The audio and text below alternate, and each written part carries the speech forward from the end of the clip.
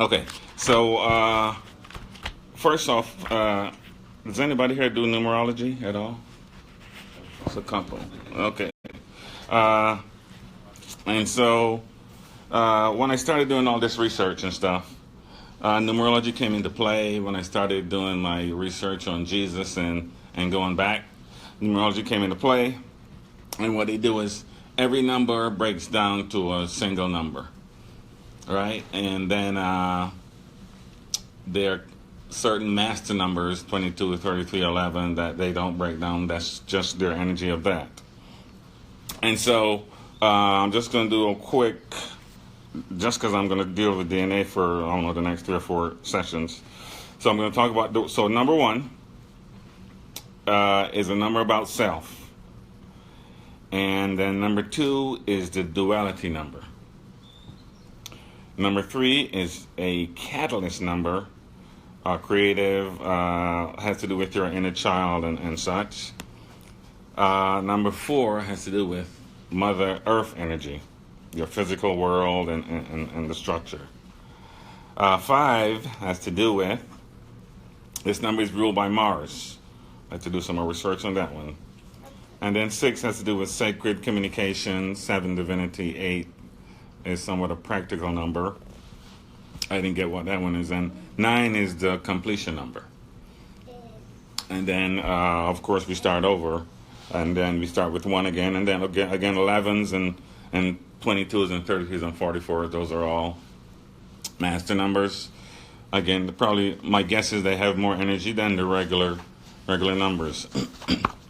And so I want to start with layer number 1.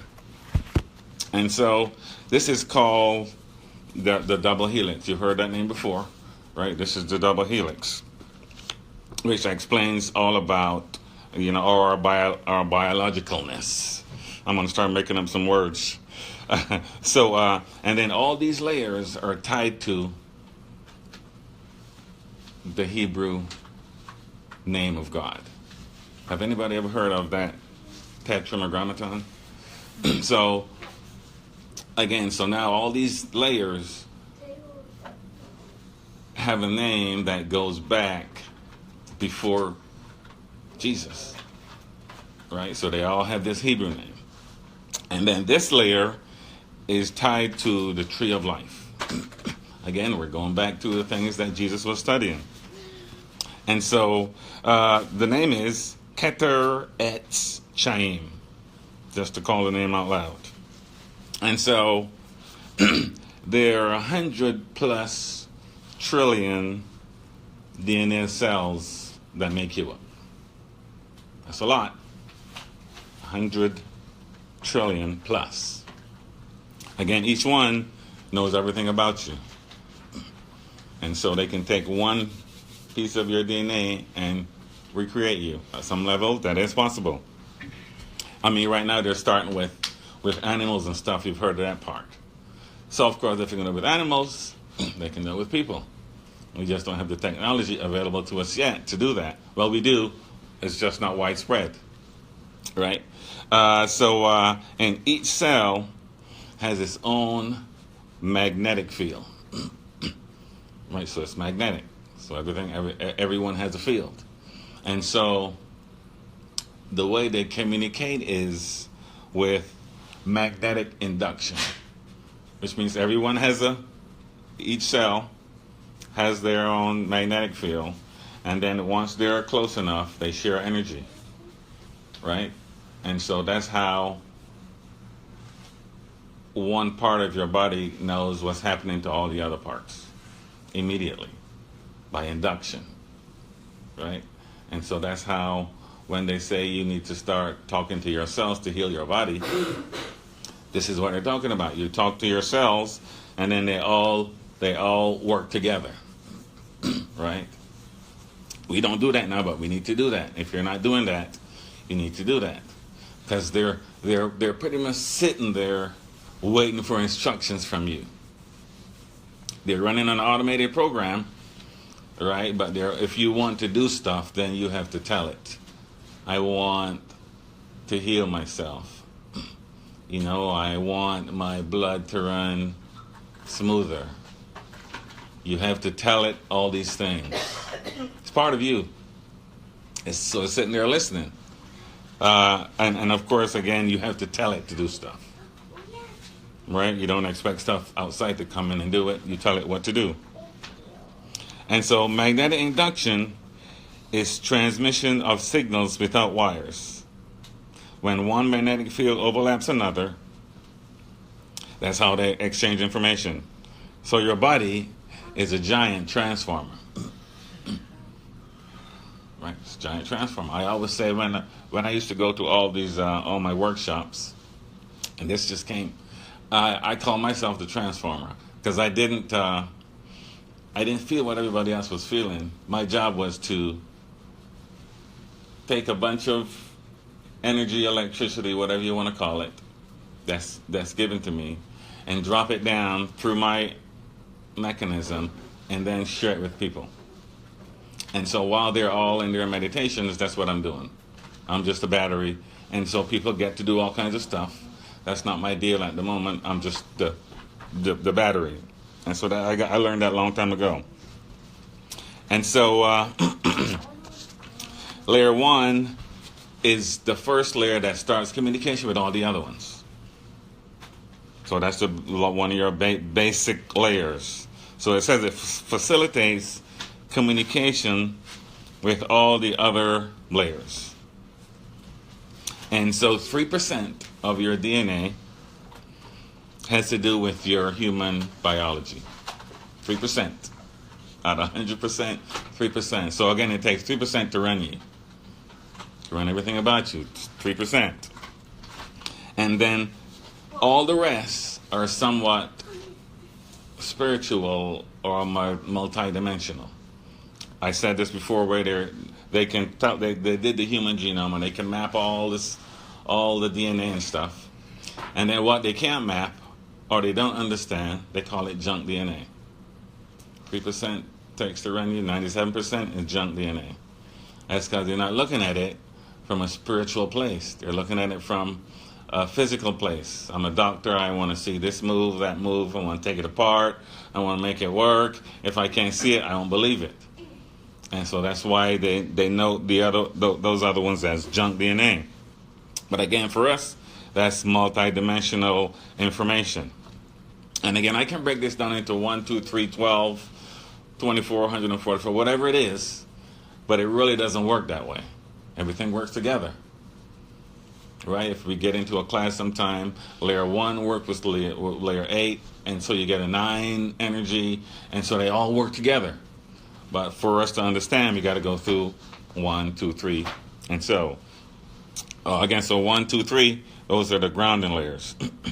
1 is the most important number of all the numbers, because without 1 you can't start anywhere. And so 1 is the communication layer. So layer 1 sees your intent, your conscious thought, and gives instructions to the protein encoded portions or the building blocks of everything that you see, or all life on Earth. And so, again, as we can communicate with our own DNA, we can somewhat communicate with everybody else's. Because again, we're all one on some level. Right? And that's another whole lesson there. So layer 1 also has to do with your Akashic record. And your Akashic record is just a high-dimensional storage system, if you can talk in computer terms. Because you are a computer whether you know it or not. You are a machine. And so the Akashic record is, and everybody, of course, has their own. So we have an individual Akashic record, or Akash. We also have a group Akashic record, or Akash. And also, say the Earth has its own record, so everything has a record. That's why you really can't hide anything. There's nothing you can hide. If you know about it, everybody else has the possibility of knowing about it. Right? And so I won't talk too much about the Akashic record. And so, but also, magnetics is seen as a multidimensional energy.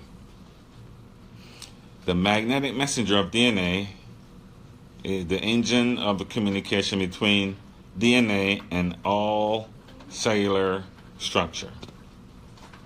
And so when I say multidimensional, the best explanation is water, or ice, water, steam. That's multidimensional. It works in different layers or different densities or different levels, whatever you want to call it. So that's multidimensional. And so you need to know that you're made up of how much water? 75% or more? What's that number? What's that number? Somewhere around there. So you're made up of water. So again, you are multidimensional. So when you cross over, you just change your structure. Sometimes you see steam because of some it's against something else where you can see it. Most time you can't see that. And so when you go into your spiritual or non-physical state, you're just changing this form. So again, you are, as a human being, multidimensional. You can operate on many, many levels. Right? We don't operate on all of them now because most of us don't even know that we do that. They don't even know that, hey, we have this thing in us that's connected to all these levels. But we are a multidimensional being. And the real deal about this ascension thing is that before we would cross over and we would get all the information. We would return back to what we came from, all that is, and we would drop the body and the personality goes forward, right? The ascension deal is that now we don't have to cross over to get that information. That information will be while we are still alive and breathing and we have a human body. That's pretty much in a nutshell what an ascension is. We're bringing heaven here, pretty much, is what it is. We're not going there anymore. We're bringing it here, and so that's what ascension is. Well, we're waking up. We're waking up because we're asleep, really, because we don't know all these things. That's why they say we're asleep, right? And so that's what the ascension is. We're waking up to what's already there. When you wake up, stuff is already there. So that's what we're doing. We're getting knowledge that it's already been there. We just don't know it, or we're not aware of it. We know it. We're just not aware of it. And so all this information starts in your DNA. So layer 1, and then you've heard the name Merkaba. Yes. So Merkaba is your light body, right? We have a physical body, we have an emotional body, we have a soul body, and we have a light body. And so the light body information, I heard about it a long time ago, but now I'm dealing with that a little bit more. That's why they talk about light body activation. So once you start playing with your light body, you affect your soul and all your other emotional, physical, all your other bodies. So your light body is very important. I started doing some research on light body activation. Talk about that real quick. And so with this, when you get your body energized or lit up, then you do the things that Jesus did, because everything is turned on. And so this light body activation is, you in a nutshell, you take the first 3 chakras, you braid them together. You take the last 2, you braid them together, and then you braid them all with the middle one. And then you encase it in light, goes in one direction, cylinders goes in one direction, encase in another, cylinder goes in this direction, another one goes in this direction. It's a whole process, right? But again, once you get these things open, then you see more things, you hear more things, you're aware of more things around you, in you. Once you start getting we call them chakras. There are different names to different people, different densities of what it is. And so that's what that Merkaba is. It's your light body. It's your vehicle and how you're going to travel in a spiritual space, for lack of a better word. Right? You put it on, you get it up, and you go into meditation, and off you go. You do it at night, every night you go off every night. Or when you sleep, rather, versus every night. When you sleep, that's what you do. You get in your vehicle, and off you go. You wake up, or you go back to sleep, and your eyes open. Right? Because pretty much we're asleep right now, most of us. And when you're sleeping, you're really awake. You drop most of the emotional stuff, and you just have your spiritual peace, and off you go, and you go do all kinds of things. Because in that spiritual place, you can be in many places at once. Right? That's why they say angels can be here and there, and yeah, you can be in many places. Again, this is on the spiritual side. So once we get these things generated or flipped on, we'll be able to do that right now. And we have had people that have done that. Jesus did that. Buddha did that. All those masters, that's what they did. They had all these things turned on, and everything was easy. And people call them miracles because they don't know how it works. So, if we, just to take us back to early times, we would, if I were to take my cell phone back 100 years and started taking pictures and all that stuff, and people will be like, oh, that's a miracle. But really, it's just technology.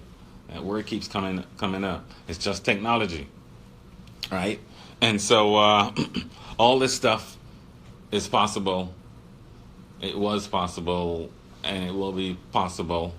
We just need to know it, right? If you don't know it, again, I always bring this up, where if you... all right, let me start somewhere else. Okay, so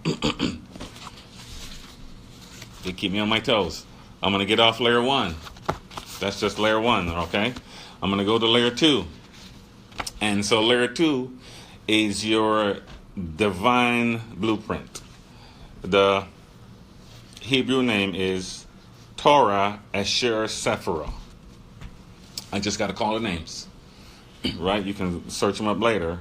And so this layer 2 has to do with your life lesson, like what you come here to do, right?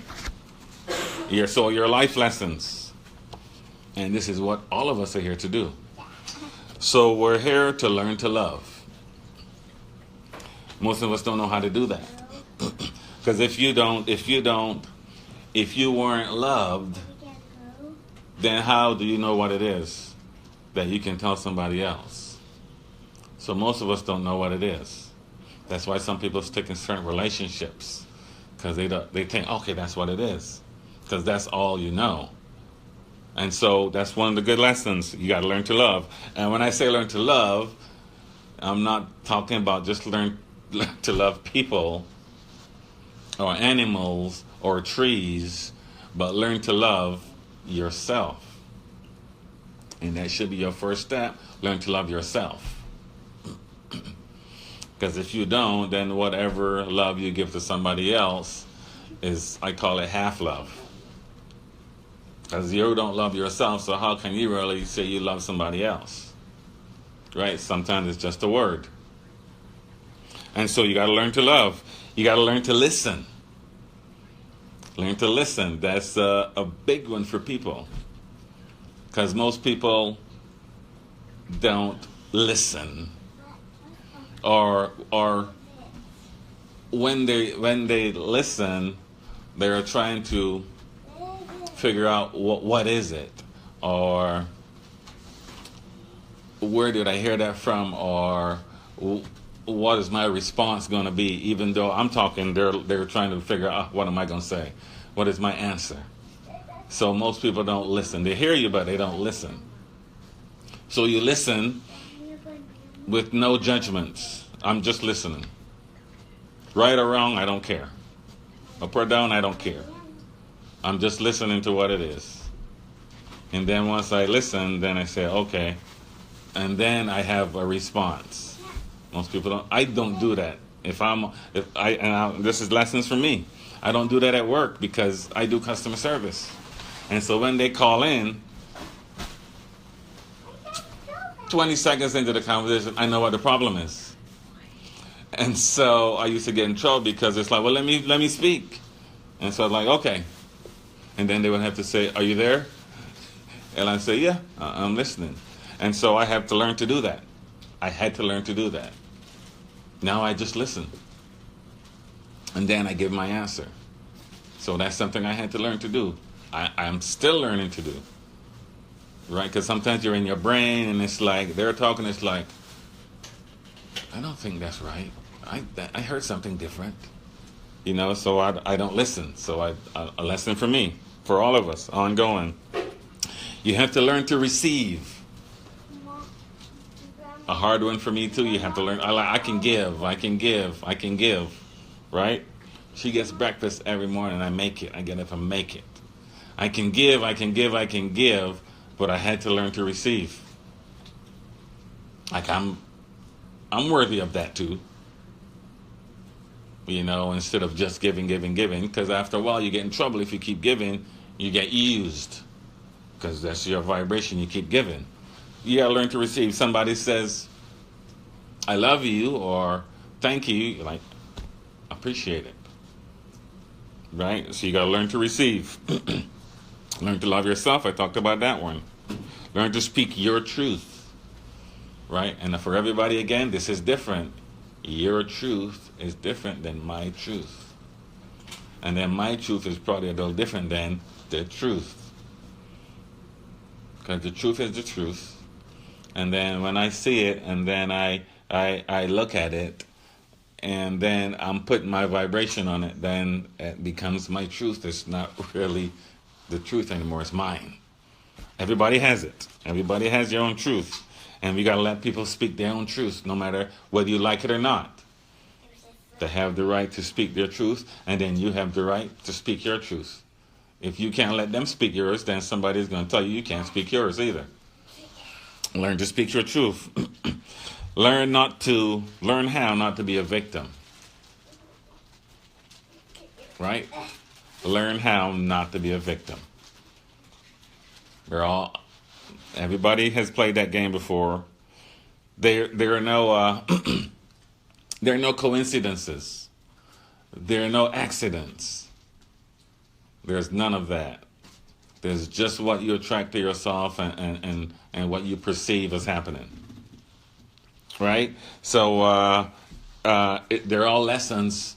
I'm not saying things don't happen, but I'm not saying just don't have that victim mentality. Otherwise, things keep happening to you that way. What happens is a lesson for you to learn, and if you don't learn it, you start with a little tap. And if you don't get it, then the tap gets louder. And if you don't listen, then you hear boom, and it's like, I'm in an accident, what happened? Oh my, you didn't listen all the other times. And so you didn't get the lesson. Once you get the lesson, it doesn't happen anymore. Magically, it doesn't happen anymore. You go into something else. So learn not to be a victim or have a victim mentality. Again, things happen. You just got to deal with those things. Learn not to let anyone define you. People do it all the time because what they want to do is I start talking and I say Jesus and so the first thing comes is Christianity. And so they're defining you. This is what you are. Or some people have to put you in a box to feel comfortable with, okay, I know who he is. I know what they are. Right? Because they put you in this box. Right?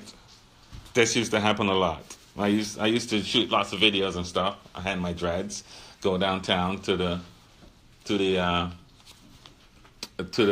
club and stuff. Little young kids, college kids. You got some weed? So they put me into a box. I got some dreads, so automatically, this is what you are. It happens all the time, so that they can say, I know what he is, and so I can go on about my business. People call you names, and people call you the B word or whatever, and that's not what you are. But that's what the box they put you in, so they can move on with their life. Don't get into anybody's box, and don't let it get to you. Right? Don't let anything like that get to you. Don't let anybody define you. Right? I define myself. Okay, I'm a shaman, but again, I was brought up a Methodist. I'm that too still. I was brought up on an island, so I'm an island boy. Right? So define yourself. Don't let anybody define you. Right? I'm a spiritualist, but I'm a lot more than that. Right? So don't let people define you. Put you in a box so they can move on with their life. Just don't let people do that to you. Learn how to feel your own mastery. Right? You're good at, on a certain level, you're good at everything already. Right? It's written in your Akashic record, whatever you want to call it. You're good at it. If you're in a body right now, you're a spiritual master, a physical master, emotional master. You've been all these things before. You just don't remember it. And so that's why you see now little kids that are 3, 4, 5 that are playing the piano like they've been playing it for 100 years. Because you were that before, you dropped into a body, into a denser situation, and you don't remember that. And so once you get in contact with your layers of your DNA, you can figure out, what do you want to be good at this time? How do you want to help people this time? Or help yourself this time? You're great at everything already. Some people will go and pick up a guitar and learn it, in 2 weeks or something. You're good at stuff already. You just got to decide, what I want to play with now, this time around. What I want to share. For me, now I'm thinking about my children's children. So whatever I do now will affect all of them. Right? Again, you can't take anything with you, so you need to leave this place better than you found it. And you have the tools to do it. When you were born with all these tools already. They're just shielded. Like they call it the veil, where you don't, and the veil is somewhat, there's like a group veil, like a group consciousness. When we were born, the consciousness was at a certain level. And we went through all these things now, the harmonic convergence, and there's more spiritual stuff happening. So the children that are born now have less of a veil than we did when we were growing up. So they call them crystal children and all different kinds of names. It's just that the ones that are born now, and they call them, what's that word? It has to do with purple. Indigo. They call them all kinds of names, but that just means that when they were born, the consciousness was a little bit higher. So they have less things to work out than we did. So that's how that is. So learn how to feel your own mastery. And feeling is going to be a good thing, because a lot of these things you can't see, you can't taste, you can't touch. But they're there, and they're very subtle. And that's why you sit, so you can be quiet, and then you can hear these things going on. Right? Your blood is running, but you really can't feel it. That's another one of these tests you need to start playing with. Right? I did this last time where you close your eyes, and can you still feel your finger? It's there, you know it. You know it from a minute ago because you looked at it. But, that's a past memory. Get out the past, deal with now. You got to learn to feel all that stuff.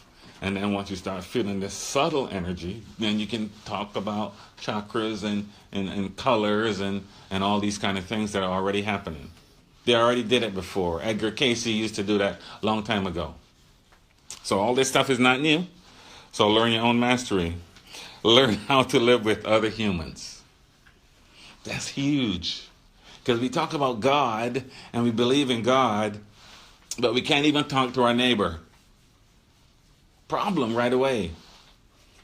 It's a problem right there. If you can't talk to your neighbor, you know, what God are you talking about then? So you have to learn to live with other humans.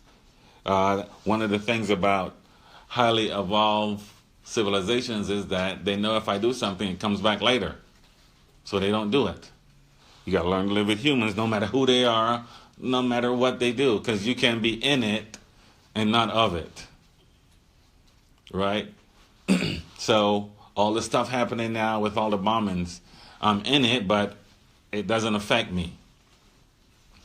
Of course, on some level, I pray for those that cross over, but I know that there's no hell, so they're not going to some crazy place. So I don't have to worry where they go. Right? What I need to know is, how will this affect my life? When I start thinking about it, how is that going to affect me? So more people are talking and with people that they don't even know then. When these things happen, why do we need a bomb for that to happen?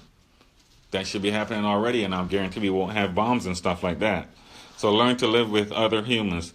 Learn how to get out of blaming others. Right? We talk about that all the time. Everything happens through you, not to you. Your energy comes in, and you think about it, and then things happen. Everything happens through you, not to you. And so you can't blame anybody for anything that happens to you. There's not one person to blame at all. Right? On some level, you had an agreement before you stepped in that you would be the donkey, for lack of a better word, as I'm standing here. I'll be the I'll be the guy that pokes your wounds when you're hurting, so that you can learn the lesson. And so that happens on a spiritual level. You can't figure that out physically. Again, learn how to move out of duality. I'm doing that right now, whereas I talked about this before. Okay, so I keep saying I'm a man. And as I say I'm a man, that means I'm discriminating against a woman by default. So we keep identifying with this, and then we forget the other half. And so who's to say, last time, wasn't I a female? So again, we got to stop identifying with things, and then, so things come. You don't identify, and you identify with all that is. Total different vibration. So learn how to move out of duality. And then learn to take care of yourself more than others. Right? I used to have this back in the day, your computer come in, you logged in, and you used to have this message that comes up. And it would say, pay yourself first, pay everybody else next. That comes back to your loving yourself.